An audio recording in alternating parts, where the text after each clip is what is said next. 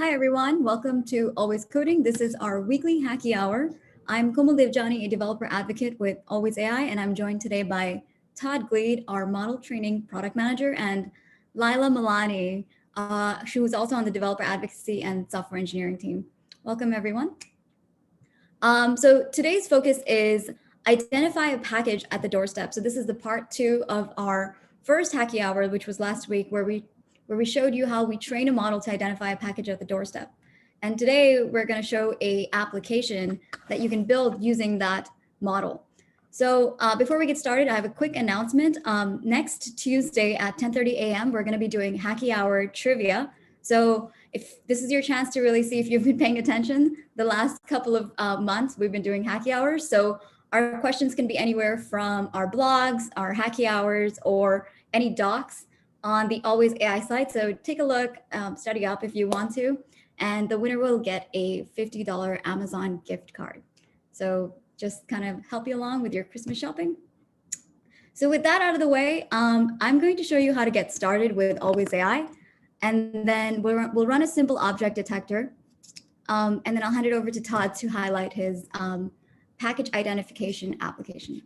So what you want to do is navigate onto alwaysai.co and make sure you have signed up for the platform. And if you haven't done that already, where it says dashboard, you'll see a link to sign up. Once you're signed up and signed in, you will be navigated into your dashboard where you can learn about training a model, create a project, run a simple Hello World face detector. You can check out some of our popular starter apps and look at the instructions to download the CLI. This is the most critical part of your Always AI process. So you want to click install the CLI, select your operating system, hit next, and then click download for macOS or Windows, whichever operating system you're using. Today, I'm just going to run an existing project that I've created, which is the object detector. It's just the simple MobileNet SSD. So let's go in there. And as you can see, I have the MobileNet SSD model added in here already. So it's pretty basic from here. You just want to copy the first command here and paste it onto your terminal in an empty directory or a directory that you've created specifically for your Always AI projects. And I want to save this to my local computer because I'm running it locally. So next I'm going to do AI app install and then AI app start. And as you can see, it looks like it's working. So we're just going to copy this link, paste it into an empty web browser. And as you can see, it can detect me. Can it detect my plants? Yes, it can. And there we are. And now I'm going to hand it over to Lila to highlight the application. Lila? Nice. Yes. So welcome back. If you were here last week, you saw how Todd created his package detection model. And if you weren't here last week, welcome. And I'm going to do a quick recap. And you can always watch the replay of the Hacky Hour from last week. I have a little PowerPoint here. So basically, Todd trained his model from his front porch. He had an overhead camera and a GoPro that was like straight on shot, but farther back. And he, threw some packages down, moved them around, took them away, put them back, different orders. He had, I'm sorry, and here's my agenda. Forgot to. Here's what we're doing. Model recap, then a little bit of the general idea for the application, a short demo, and then we'll go over the application in more detail, specifically some weak points or caveats, and then some ways you can potentially improve it for your own application, which is what we would love to see. Okay, so back to the model recap. He did mostly boxes, but also one kind of bag, and he used one label. So we talked about how, you could potentially use more than one label, but there's pros and cons to each. So we've already talked a lot about how the model training process is pretty iterative, and, you can test it out, see how it's working. And he also did some daytime, some nighttime. We've talked about how conditions can really change how something works. So he shared the model with me, and I'm using it, and it actually works pretty well. So I can't blame all the flaws of the application on the model. Of course, if you train it in the environment that it definitely will be used on, it will be better. And that's why we would like you guys to train your own model. However, Todd has made the data set available, so I'll post a link to that in just a little bit. So if you would like to get started with his data set, you can, and then you can add to it. Or if you really can't, he had a very elaborate setup. So if you can't mimic that, or maybe it's very hard to get a good data set, that you can get some sort of working model with the data set that he used. Did you want to add anything, Todd, or about the model training that I missed? No, I mean you did a pretty good job. Just I think Lila and I were kind of surprised at how well it did, not in the scenario that it was trained on. So it worked, in my bedroom inside, and so because I had multiple cameras from multiple angles, and it is it's kind of a generic kind of box detector if you get it in the right zone. So yeah, feel free to download that and use it and expand upon it. Yeah. And I've made the package app available on GitHub, and the data set is embedded in the README. We can add it to Discord or wherever else would be easily accessible for people. The quick start guide still uses the license plate data set, so you can always do the quick start training there. But if you want to use the package data set, go to GitHub or find it in the chat here. We'll post it.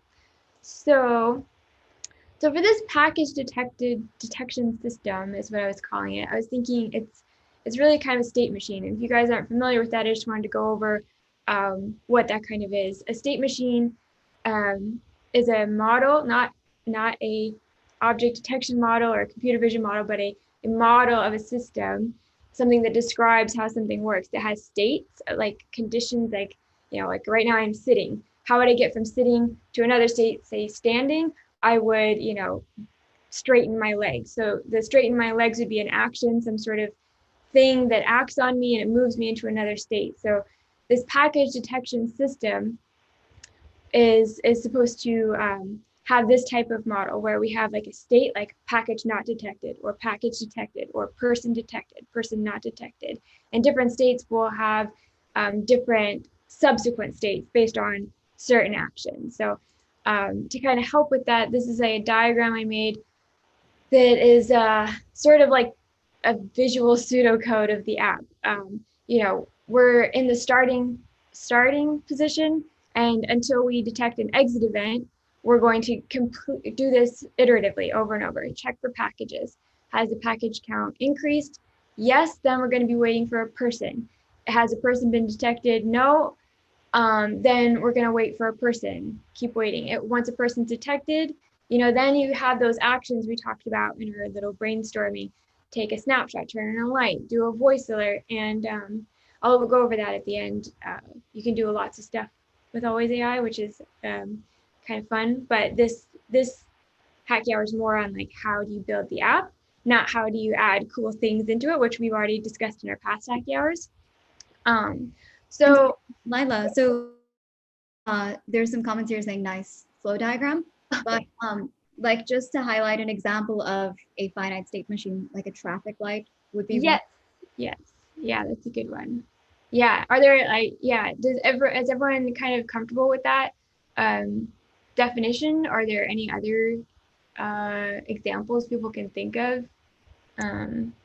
Yeah, feel free to write in the chats if you have any other ideas of what else.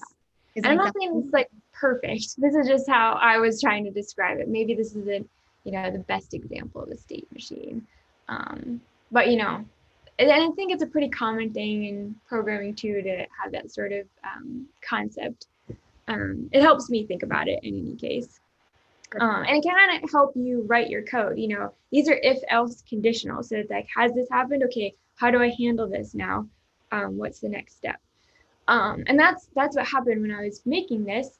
I'll go over the application as well. And sorry, per usual, this is kind of like non-linear in my brain. We're going to be like jumping back and forth between the app and the flow diagram and the process.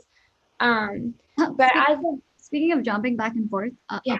apologize for interrupting, but we have a really high level question here, and I was hoping you could just kind of like address definitely. before we move forward. Definitely. How do you run programs in Always AI? That's a really good question, because there's no point doing any of this if you can't run the question. Yeah. So to run programs in Always AI, after you've installed it, after you've gotten everything set up, you have to have a project. So technically, I should show you how to create a project, and that's what Komal did at the beginning. She went to the dashboard. She started a project. You can also download our starter apps. In our documentation, there's ways to get that going. But let's say that you have a project, or you have something locally that's already there, and you can see here, excuse me, this app has an app.py. It has the models file folder. So I have a project locally. I'm sorry, I've been talking all morning, so now my throat is dry out. You have to do AI app configure, and that will configure your project. I want it to run locally. Then you do AI app install. Now I'm going to cheat here, and I'm not going to install it because I'm using Todd's model, and I had to finagle it a little because it was not my personal model, and it's going to ruin it if I do AI app install again. But once you have installed it, and if you've configured it to run on an edge device, then you would install it and it would deploy to the device. You'd see it building the container. Then you just do AI app start. And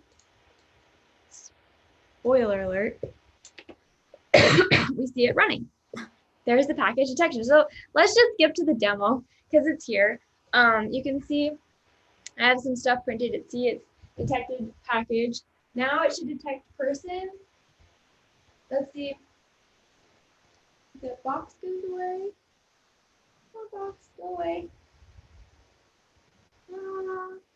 Person detected. Oh, also I wanted to show you here. We can see false alarm. Package is still there. Okay. Sorry. There. I think you guys can see both now. And now we'll do.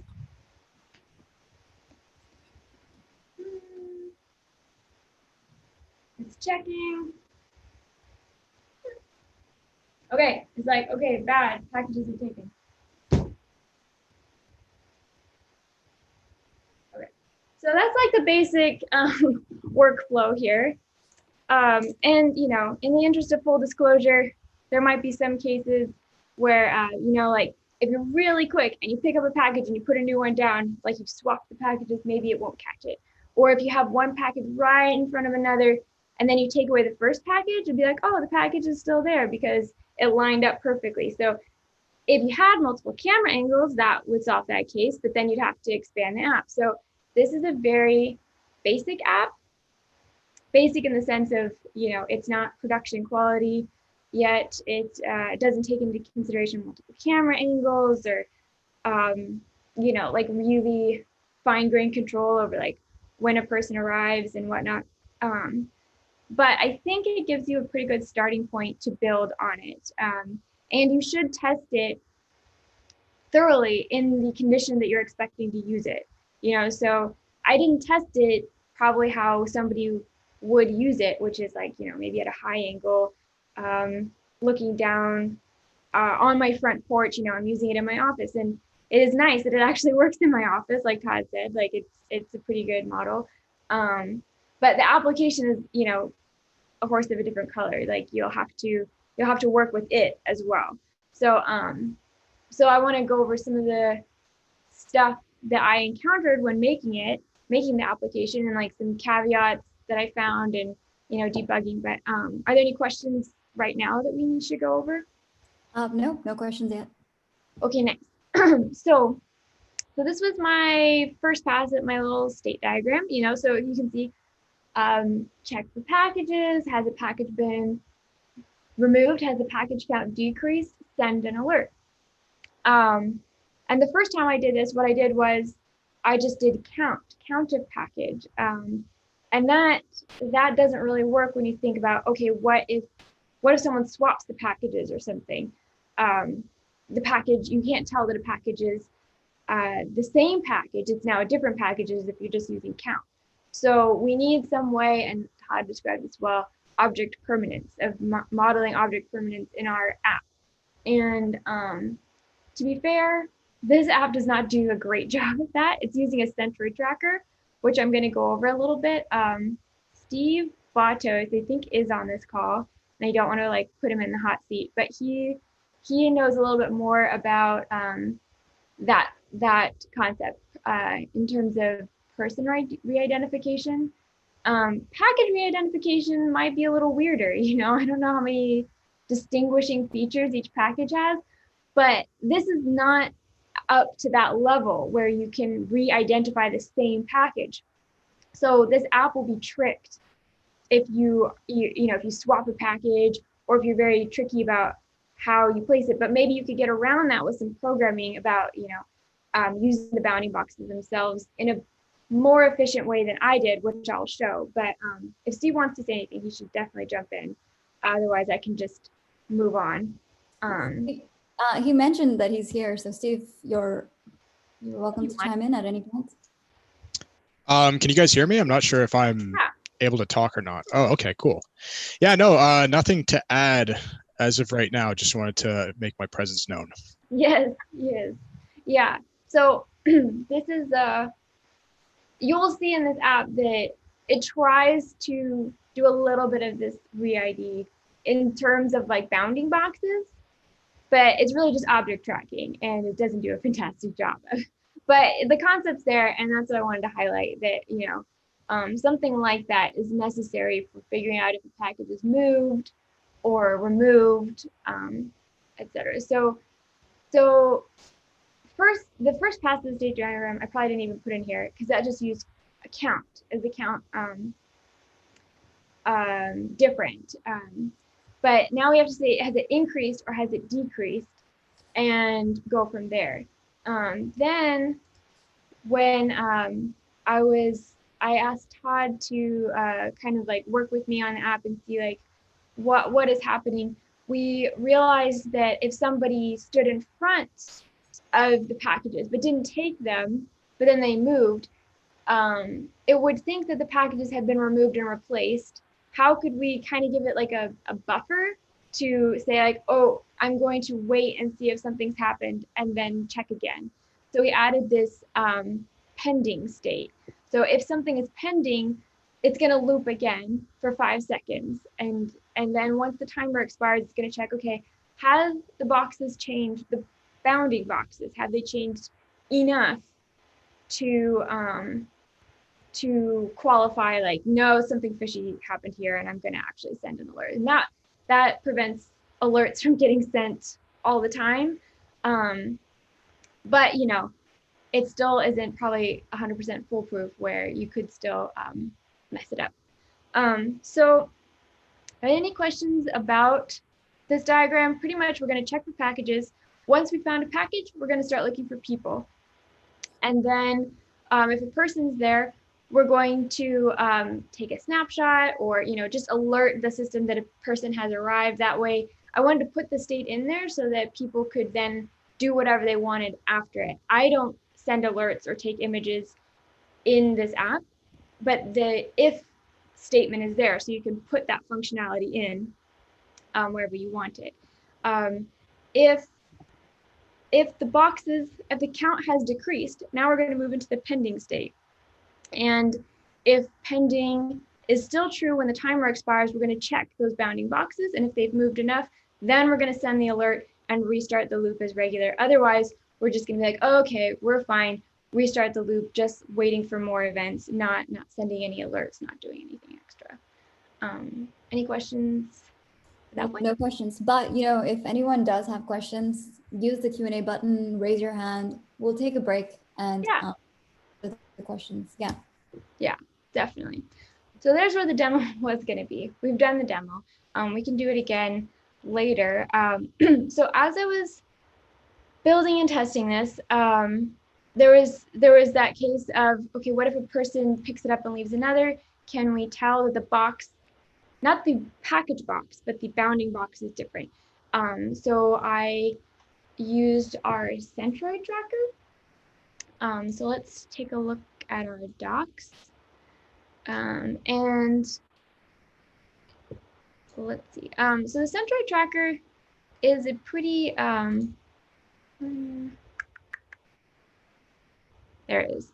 It's a pretty simple way to track boxes. What it does, so whenever you run object detection, you get these object detection results back. And let's look at it in the app. Okay, so here we create, oh, and this is old. I think Todd set it to 2. Okay, nice. Yeah, I was sending him versions of the app to test in his setup, and then at the end I was cleaning things up. I don't think I put all of the changes back in. Okay, so you start the centroid tracker, you instantiate it. Deregister frames are how many frames will go once it has not picked it up. When will it stop tracking it? We played around with this, and you can play around with it too. It's the default usage is 50, I think, but we suggest 20, or we have a typical use case is 20. So if I put it at 50, then we can actually, wow, we can try it out. I think you even saw it took a while for that package to disappear when I picked it up, and I was waiting for it to disappear, and it took like, 3 Mississippis before the green box finally went away. So if you set that a lower number, it will take it away. It's more sensitive that way. So that's one kind of thing you can toggle when you're working with the app. I want to point out like things that you can tweak here before you do bigger tweaks, like changing the actual algorithm that does the centroid tracking, or retraining the model. So there's some minor application tweaks you can do. Then there's major application tweaks you can do where you actually change the like conditional structure, if else, adding in states, or changing algorithms. The minor tweaks I would think are, adding an additional model, not in this case, but maybe another case. And I kind of did, I have a couple more examples of that. Tweaking the confidence level, tweaking the deregister frames. So you can play around with that. And if you're just doing it on your laptop, testing out that kind of performance, I feel like that's very easy to do just iteratively. You don't have to deploy it to the Pi every time. And then once you get it in a more stable condition, then you can test it out in the real environment, deploying it to your edge devices up on your porch. But here's how you use the centroid tracker. You get your object detection results, then you pass in the predictions to the centroid tracker's update function. And what you get back is a dictionary that has an object ID as the key and the prediction as the value. And so what that does is every time you get a frame, like when Komal showed the object detection, it said person. But when you run the centroid tracker, it'll be like, oh, this is the same person as the last frame because it's in the same spot. And if it moves a little bit, it will still detect that it's the same person because it's using the center of the bounding box and finding the minimum distance between the box that is currently in this frame with all the boxes that were in the last frame. So if there's 5 boxes, like plant, chair, person, and in the new frame, there's the same boxes, or maybe, maybe we've lost the chair or lost the person. It will look for the box in the last frame whose center was closest to the center of the box in this frame. And it will say, okay, I'm pretty sure that this person is the same person as last frame. So in this case, we're saying, okay, this box is most likely the same box as last time. But again, that minimum Euclidean distance is a pretty simple way of measuring that. So if you had a more advanced algorithm, you could maybe tell that this box is more likely to be the same box as last time if someone swapped a package or something. But that, again, is a bigger shift. You'd have to bring in another algorithm and make it fit your use case. I don't know, maybe you need more features. Maybe you need a better trained model that could detect, color of package or something else. That's out of my scope. yes. So if there's any, are there any questions on that part, or should I keep going? Yeah, I think you can keep going. Okay, nice. Okay, so let's see. I was here. So tracking was one thing that I tried to add, and at first it did help, but I noticed that, and maybe you guys remember in the last video or the last Hacky Hour, sometimes in that GoPro video, Todd would have his back to the camera and it would think that his back was a bunch of packages or one big package. And so one thing I added in that is like a genuine hack for Hacky Hour is when I got the person prediction. So once there's a package, we start looking for people. Because, and the way I did that is, or the reason I did that is because if this is running, you know, you don't want to have to run it all the time. So this only runs once a package has been detected, or, you know, it will check if a package has been detected. If a package is then gone, it will kind of go back into sleep and it will only run every detect rate frames. But once a package has been detected, we've kind of woken up, we're going to look for people. And so what I did is I got all the person predictions and we used our handy Edge IQ function filter predictions by label, which took me a while to find. So now you guys know it's in there. Please use it. It's handy.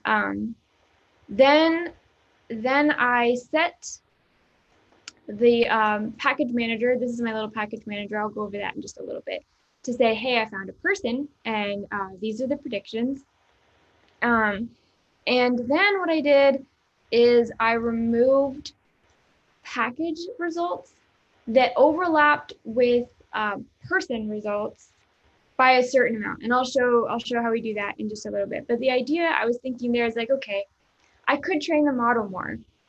I could try and make sure that it really knows that people's backs are not packages. But in the meantime, I can do this hack to see if this is the problem, for one, and if it improves things. And then also, you know, you could add more labels here. If you started picking up dogs as packages, you could say, okay, if another model picks up a dog, then we know that it probably isn't a dog if the package detector picks it up. So that is kind of a hack. You know, I don't know that you'd want that in a production system, but for prototyping, it's a good way to test out, hey, this seems to be a problem. One, is this a problem? And how would I fix it? Could I train the model to not detect people's backs more? You could add to your data set and continue. So that was one kind of like debugging thing. Then I played around with the confidence levels a little bit. So if a person was detected by MobileNet, even with 0.5 confidence, I wanted to use that. I wanted to be like, okay, is there any chances as a person? And then compare it to the packages. And I raised the confidence level on the packages because it seems to pick up small packages pretty well. Even if they were stacked, there was a good chance that it would pick them up. And you could lower that if you're like, I'd really want to know if there's 3 packages stacked up on top of each other, then you can tweak the app to have a lower confidence there. But this is what I set it at, and I think that works best for ruling out false positives for you know, especially regarding people. And then finally, you know, the accuracy, it works really well in the environment, but it's possible that training it a little bit better or more would make it better at not detecting things that aren't packages. So I think it does pretty well at detecting things that are packages, you know, with the exception of things I found being really close to the camera. Like if there's one package that's like right here on the screen and another that's right here, it will definitely get this one, but it might not get that one. So mainly what I wanted to highlight here is that it's an iterative process. And this is one way that you can develop your application and kind of see the shortfalls of it. And, you know, is there something very minimal you can do on the application side to fix it? Versus do you need to go back to the model itself and retrain it? And if so, what data set do you need to include to get those edge cases? Like why is it underperforming? Okay, so I think I went over this a little bit already. You know, first I just did our packages detected, and then, you know, you slowly build it out. adding things as needed to both the app.py in terms of like the extra object, the person detector, toggling confidence levels, and then adding in actual extra functions.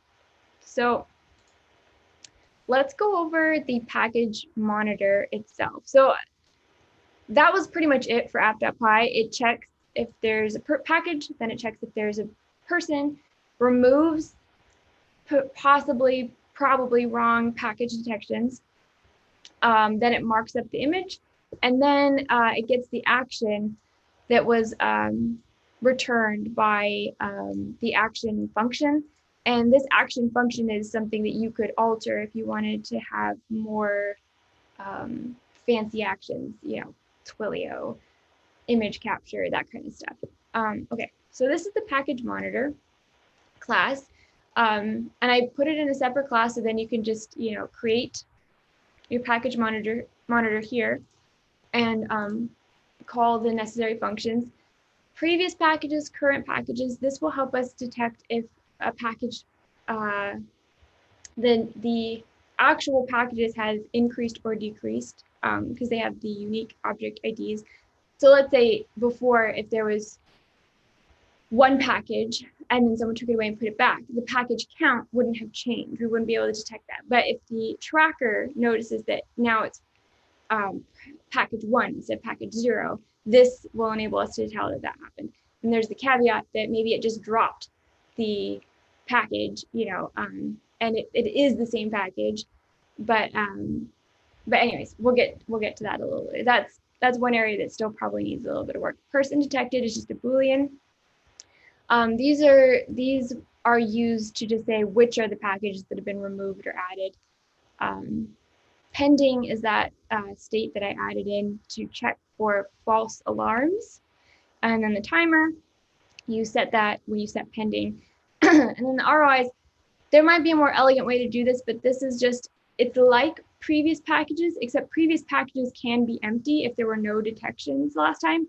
The ROIs will only be set when they're not empty. And that way it checks the last known position of a box to check against when the timer expires. Has the box, the last known box was here. Is there anything there still? And if not, then it's actually been moved. So set packages just moves the current packages to the previous packages and then updates the current packages to be whatever's passed in. So it's just, you know, next and last sort of thing. It just moves things over, shifts one whenever you call this with new updates, predictions. And then this just will set it, this will set person detected to true if there's any person that was detected by the object detector here. Okay, get count, that pretty self-explanatory, just whatever is in the current packages dictionary. And this returns the actual packages. This is the action function. So this is kind of the main program logic. This gets called every time predictions have been found. I was just checking. Okay. So right now the action is just a string, but instead of a string being returned, you could have actual functions being called or some other thing here. It's just a placeholder. So first we check if a person is detected or not. And that has more to do on the app side. You know, if a person's detected, then you do certain things, but here we just want to say, hey, a person has been detected. Maybe here you would take a snapshot or something, just so that you always had a snapshot of the person whenever they're in the frame. If pending has been set to true, and we'll see later when that is set to true, we're going to check if the timer has expired. And the timer set for 5 seconds. You'd have to increase it if you want to check for longer. Then you're going to call this check overlap function, and we'll go over that later. But if it returns false, then it means that a real alert is necessary. Packages have been removed. And again, that function could probably be improved, or the logic could be improved, but you could swap it out. You know, you could have some other way of checking that. Check overlap could be replaced with a more robust way of checking, and you wouldn't break the program. So that's kind of why I did it that way. Otherwise, if it returns true, yes, then you're going to say, okay, we're okay, false alarm, and we're just going to continue on. We're not going to do any other actions. And then we set pending to false because the timer has expired and we don't want to check this again until next time we think we have a false alarm, a potential false alarm. Okay, so if we have packages that have been removed, then we set the timer to true. That's saying, okay, I think we might have missing packages here, but I want to give us 5 seconds to see if someone just stepped in front of the camera and we lost it for a second, or if they're genuinely gone. And to be fair, if somebody did step in front of the camera and then swap the packages, you know, that would fool it probably. But this is still, it's just one way. I wanted to show that there could be another pending state, and you can add in more elegant logic to check how that is triggered true or false. So we set it to true and we start the timer, and then just continue on. And we're not going to do anything like take a snapshot or no, sorry, snapshot was for person detector. We're not going to send an alert or anything yet because we want to just give it a minute. We don't want alert fatigue. We don't want to waste our Twilio credits or whatever. Then if packages have been added, we just have that little alert, oh, more packages have arrived. And then if there's nothing, you know, if the package has just been sitting there, then we'll just be like, okay, we're static, we're fine, nothing's happened.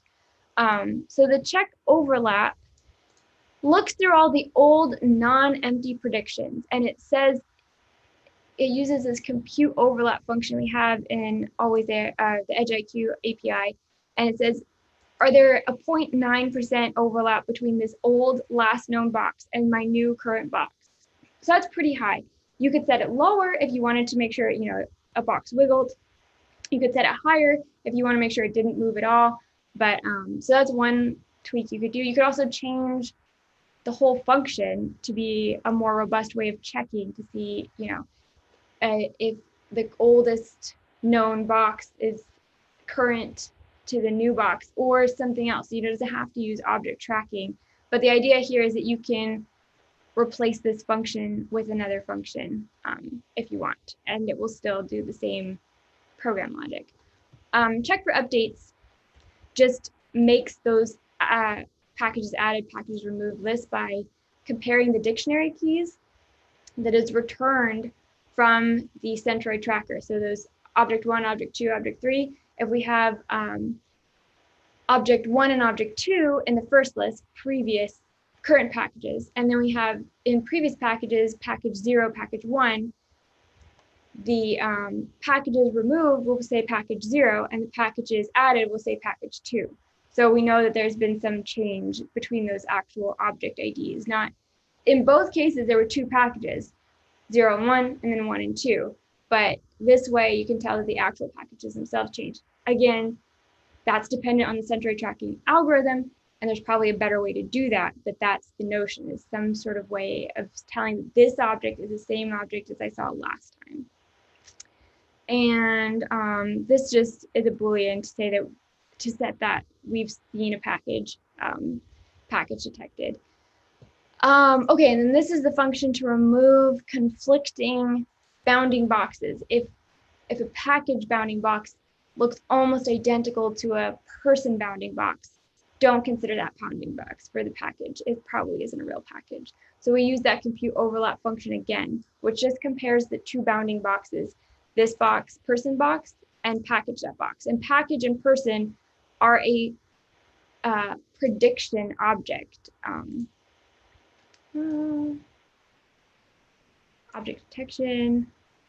Object detection, prediction.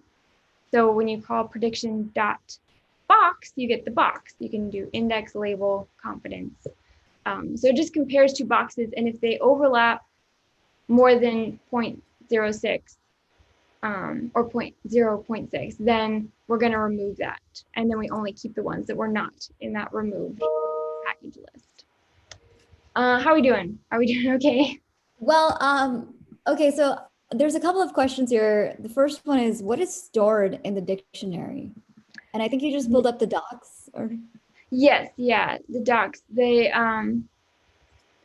tracking. Here it is. It's a dictionary where the key is let's just do this. It looks like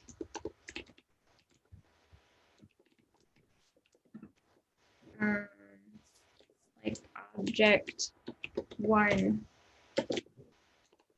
and then this is the value is this object detection prediction. So it has a label, it has an index, it has a box, it has a confidence. So what it's doing is it's I'm just gonna say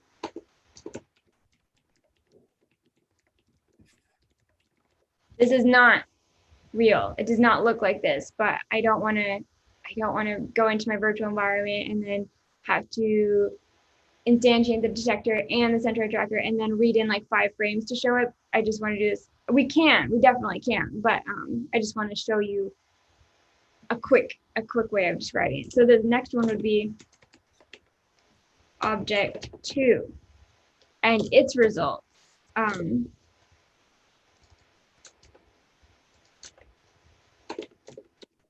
So items. You can see how you can interact with the dictionary. You can interact with the Centroid tracker results just like how you'd interact with any dictionary. So the keys are object 1 and object 2. So that's how I can tell let's see, Centroid results 2 equals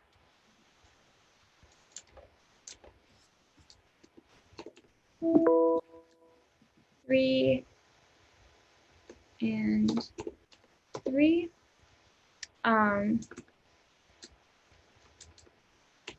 So I can see that the keys are different. And let's see how.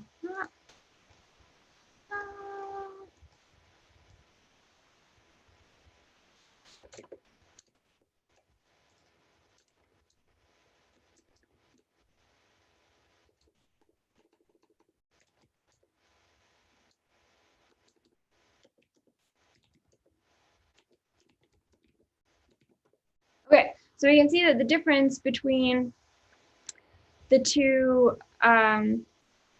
results, the two dictionaries, is the object 2.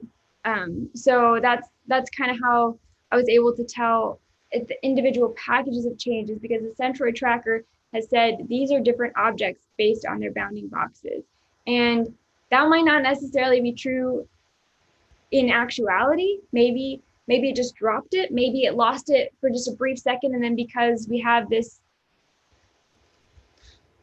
whatever it is, this set to pretty low, it couldn't find it again. It had already deregistered it. So if you want it to be more sensitive like this, you would set that value low, and then it might detect the same package is actually a different package if the model just dropped it for a second, and vice versa. If you want it to really persist and check and check and check and make sure it's gone, then you could set it higher.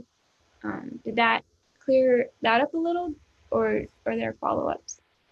there's no follow-ups, but I have been trying to help Abis troubleshoot some applications, but I think he's going to ask us some further questions about that. Hey, Abis. Hello. Before this, I had run an application which I made 2 weeks ago, and because that's when I first did it, but I didn't understand how, but now I did. So when I ran that, it ran it in localhost, that 5,000 thing, and then when I stopped it and I ran a different application, it still ran the same application in localhost for 5,000. So yeah, I've actually experienced that bug as well. I think what you need to do is delete the project file and then start again. So I included the command for that in the Q&A. Abis, did you have a chance to try that out? Yeah, I tried that, but it said that -rf that it displayed an error code, but no, I accidentally closed it somehow. You deleted the project. Then did you do configure again and run a new, make a new project? I didn't delete it. Did you Should delete? should I delete it then? Did you delete the project file? They always a what is it? Always AI dot project dot JSON. Is that what you mean, Como? Yep. And then you have to make a new project. You have to configure again. Because because that project I ran it, but then I stopped it as well, and then I ran a different project as well. When I stopped the app. So you stop the app, and then I think Como's suggestion is to delete the alwaysai.project.json, and then you have to do AI app configure, create new project, I and can make a show new. you, Abis, if it's helpful. Is it Yeah. is it okay if I take Yeah. control? Yeah. All right. Yeah, that'll help. All right. So let's put this away. Sorry. Okay. So can you guys see the terminal? Yeah. Yes. Okay. So as you can see, right, like I have this alwaysai.project.json file. I'm Yeah. just going to rmrf alwaysai.project.json file, and then it should be gone. And then what I want to do is maybe I want to reconfigure this project, right? I can just copy this or go on to always AI and then paste the configuration command for that specific project, and then it'll re-download and reconfigure it. I did that. It said that remove item. A parameter cannot be found that matches parameter name rf at line 1 char for rm space dash rf space always ai dot project dot json.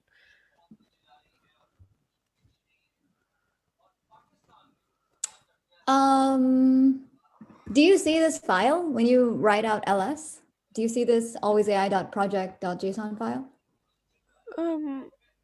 No, I don't. Yeah, I do, but I see always ai dot yeah, I do. Okay, and then when you try, Suggesting we ask what operating system you're using. I'm using Windows. yeah, this command should work, right? On Windows. Wait, let me copy paste it instead then. AB says del command. If you're using Wait, Windows is it? Terminal, I think that one would work. But if you're not using Windows Terminal or PowerShell, I'm using then it Windows PowerShell. okay, I think R should work, but AB says del command if it's not working. What's Dell? I don't know. Del, AB, you can Here, let me give him yeah. access. Hey, Avi. Hey, hello. Hi, Abis. This is Abby here. Could you just try to use, so go to the path where your project is and just type the command explorer space dot. Where? So you can see your, are you using PowerShell, right? Yeah. So just go there and write this command, what I'm typing here, explorer, explore, like the spelling explorer. Yeah, explorer Yeah. and dot. Yeah. So Enter. and enter, yes. Is it It will open in Explorer? window. No, it doesn't. It should open in window. It isn't. Okay.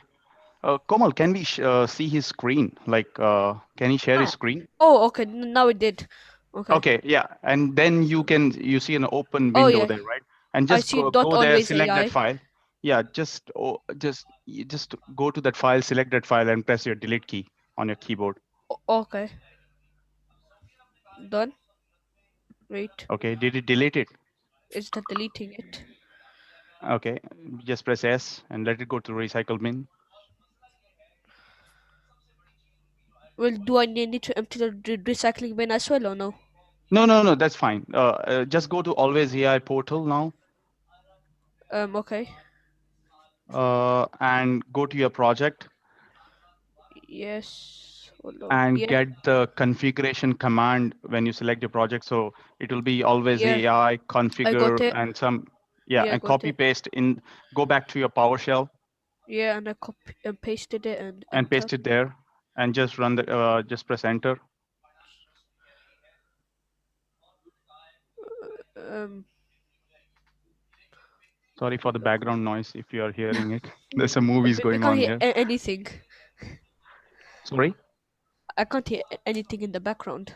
Oh no, sorry. Yeah, that's fine. Okay, that's good. There's some movies Okay, going on here. Yeah. AI. It was installed, I think. Then Uh, yes. Did you finish the configure? I don't think so.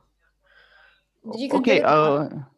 Yeah, AI app configure first, and you might create a new project, I think. No, I think he will get the configuration from the portal. Oh, he's using the dash. I think. Yes. Yes. And then Enter. Okay, I got it. I think now I have to do AI. install. Yes. Yes, that's done. AI. And then AI app start. Yes. Fingers crossed.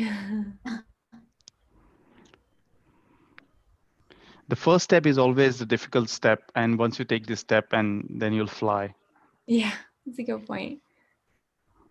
Yeah, sometimes I delete my projects when I want to clean everything up, and then I forget that I've done that and I have to. Okay, it Delete started. the project file. Now I Okay. need to check if it works. Yeah, Localhost just go to 5000. localhost 5000 in your browser.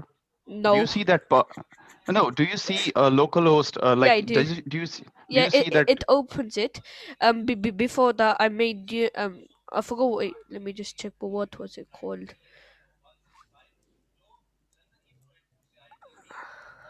It's loading my projects. I think Bec- what we can do is I will get in touch with you on Discord maybe, Yeah, I'm on and AI. then that way just ping me or any of the just put it on the support tab. There will be somebody who will help you definitely. Okay. Okay. Okay, So sure. Yeah. I think and there we can share the screen and you can even call each other and all that kind of stuff. Okay. Okay. And So before this, I made a project to start up just to see what it is, and that was like the phased detection thing, which okay. shows the percentage. But then after that, I made another project with this, and now I'm trying to run that, but it's just running that one over and over again. Okay, I think the other project is still running in the background. Maybe you need to stop that. Maybe if you're running it in a Docker container, but since you're using Windows, it should not run in a Docker container. It should run in natively. So I think we can look into that from the Discord. Should not be a big problem. We can fix that. Okay, sure. Thanks. Okay. Oh, no worries. Maybe. Gravy, great mentoring, and thanks Yeah. for the questions. No worries. Okay, so Lila, you can take over again. I think that was pretty much it for the app. If there's any, like if Steve or Todd had any ideas about improving it, or like caveats, like this kind of thing, this kind of model, or like ways of doing that object permanence, then we can go over that or go over any other questions people have. Oh, I should give you the GitHub. Here's the GitHub. The data set is in there. There's a link to Todd's data set that you can start training your own model. And please, fork the repository, make a better package detection system, do whatever you want with it. There's, I did have like one last thing we can go over. So these were the ideas, like that I had. You might have better ideas, Todd or Steve might have better ideas. And then here are some ideas, for extras. Send a text, voice alerts. So these are all places you can go. Mainly our GitHub, our blog, our docs, for using different video streams or taking a snapshot or writing a video file. Or it could be a siren, like if someone's trying to take a test.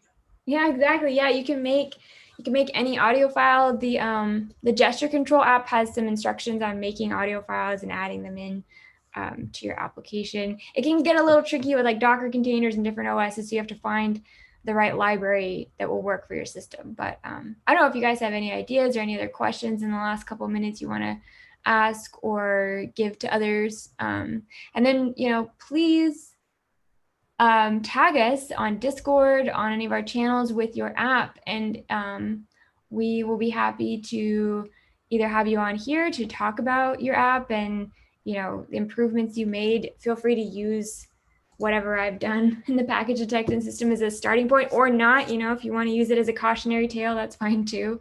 Lesson in what not to do. I won't be offended. Yeah, and then we love to see what you do. This is a little more complicated than the gesture control one in terms of like false positives and there's valuables at stake. Your Christmas presents are at stake, so you really want to make sure that people aren't stealing those packages. So we'd be really interested to see what kind of program logic you come up with, or maybe improvements to the model or anything. Oh, there's a really interesting suggestion here. Is it worthwhile trying to see something on the package which can be used to identify it? I imagine this is like a barcode or some sort of Yeah. We talked a little bit about this when we were talking about doing this Hacky Hour, and Steve B might have more to say about like how powerful, we talked about maybe using ResNet instead of MobileNet. And I don't know if it would have been able to detect like a label or, UPS versus FedEx or something. Then you'd have to do like OCR on the label too. If it wasn't like a barcode or have some sort of barcode computer vision, that could get very tricky. But in theory, I think you could do it. Maybe not. Maybe, I don't know.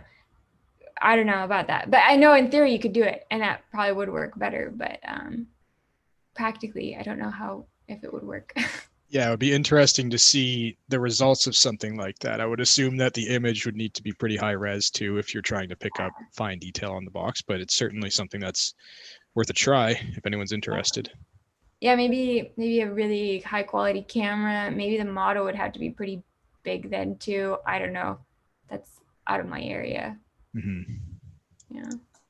Yeah, and AB said, we might need a super megapixel camera. That someone just try to steal the camera. Yeah, that's right. Maybe like people just steal your camera then instead of your packages. You have to like bolt it with a cage or something. You can make another model to watch your camera. Yes, yeah, camera detector, package detector. That's funny. So we have a question here. What would be a good way to get this technology to the field for mission critical applications? So I think it's like, how do you deploy something like this into production? Yeah, well, we actually have a webinar coming up. Is this a good time to bring up the webinar, the iCloud webinar? That camera is a pretty high quality camera. That has nothing to do with the application itself. I would not right now put my application into production. This was, a one-day Hacky Hour plus some iterations. I would definitely spend some more time thinking through the different use cases, different triggers. But I think production quality camera is a good place to start.